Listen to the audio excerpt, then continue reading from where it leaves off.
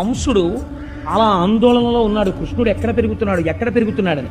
ఈలోగా కంసుడు మరణించవలసిన సమయం ఆసన్నమైపోయిందని తెలుసుకున్న నారదుడు వచ్చాడు. మళ్ళీ వచ్చి ఒక మాట చెప్పాడు. కంస, ఇన్నాళ్ల నుంచి నిన్ను చంపేవాడు ఎక్కడ ఉన్నాడని కదా నువ్వు చూస్తున్నావు. నేను చెప్పేస్తున్నాను, వసుదేవుడి కడుపునే పుట్టాడు. ఈ వసుదేవుడే కారాగారం తలుపులు తెరుచుకుంటే యమునా నదిని దాటించి నందవ్రజంలో నందుడి దగ్గర పడుకోబెట్టాడు. ఇతని కొడుకే నిన్ను చంపేవాడు అష్టమగర్భంలోనే పుట్టాడు అనగానే వీడింక తర్వాత మాట వెళ్ళలేదు. కత్తి తీసి ముందా వసుదేవుడిని చంపేస్తాను, అనవసరంగా వదిలేశాన్ని వెళ్ళిపోతున్నాడు. పిలిచి అన్నాడు, ఇప్పుడు నువ్వు వసుదేవుడిని చంపేస్తే నీ మృత్యువు పోతుందా? ఎందుకు వసుదేవుడిని దేవకీదేవిని చంపడం అంటే వాడికి కక్షాగలేదు. ఎలా ఉంటుందో చూడండి మనస్థితి. క్షమార్పణ చెప్పి వదిలేడు కృష్ణుడు పుట్టినప్పుడు.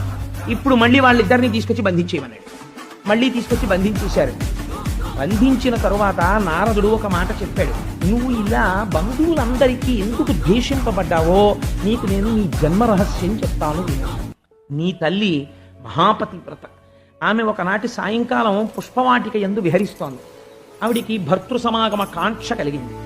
ద్రమిళుడనబడేటటువంటి ఒక గంధర్వుడు ఇతరుల యొక్క మనస్సులు కనిపెట్టగలిగిన వాడు అదృశ్య రూపంలో తిరుగుతున్నాడు. ఆ సమయంలో వాడికి ఇతరుల మనస్సు తెలుసు.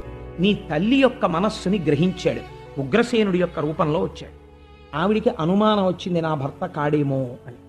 అనుమానం వచ్చిన ఉత్తర క్షణం వాడు తన నిజస్వరూపంతో నిలబడ్డాడు. నిలబడితే ఆవిడ ఆగ్రహించింది. వాడన్నాడు, ఇది అలోమ సంపర్కము. ఎందుచేత అంటే ఈ అనులోమ విధానంలో నేను గంధర్వుణ్ణి, నువ్వు మనుష్యకాంతవి. గంధర్వులు మనుష్యకాంతలతో సుఖం అనుభవించవచ్చు. దానివల్ల ఉత్తేజము, చాలా తేజస్సు కలిగినటువంటి కుమారుడు జన్మిస్తాడు. నీకు నేను ఒక గొప్ప వరం ఇస్తున్నాను. ఎటువంటి గొప్పవాడంటే, ఎంత పరాక్రమవంతుడంటే, ఎంత బుద్ధి కలిగిన వాడంటే అంటున్నాడు. ఆవిడంది, పరమ దుర్మార్గుడా, నా మనస్సులో భర్తృ సమాగమ కాంక్ష తెలుసుకుని నా భర్త రూపంలో వచ్చి నా పాతివ్రత్యం చెడలేదని నాకు కొడుకునిస్తావా? నువ్వు ఎన్ని మాటలు చెప్పినా 1000 మంది సుపుత్రులు కలిగిన కన్నా స్త్రీకి శీలమే గొప్ప. నీవు ఇటువంటి దుర్మార్గమైన పని చేశావు కనుక అని అంటోంది ఆవిడ. వాడికి భయం వేసింది. నన్ను శపిస్తుందేమో అని వాడు గజగజలాడుతూ నిలబడ్డాడు.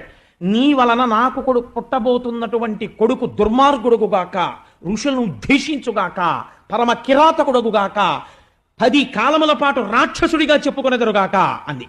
వీడిప్పుడు నేను కూడా శపిస్తేనే ఆవిడ సంతోషపడుతుందని తన వారి చేత తాను ద్వేషింపబడుగాక అని వాడు వెళ్ళిపోయాడు. అందుకని నువ్వు నీ వారి చేత నువ్వు ద్వేషింపబడతావు. మీ అమ్మ నువ్వు పుట్టగానే వరమిస్తుంటే శపించింది. ద్రవిణుడు కూడా శపించాడు. అందుకే నీ బతుకు ఇలా అయిపోయింది. మీ వారన్న వారందరూ నిన్ను చంపేవాళ్లే అన్నాడు.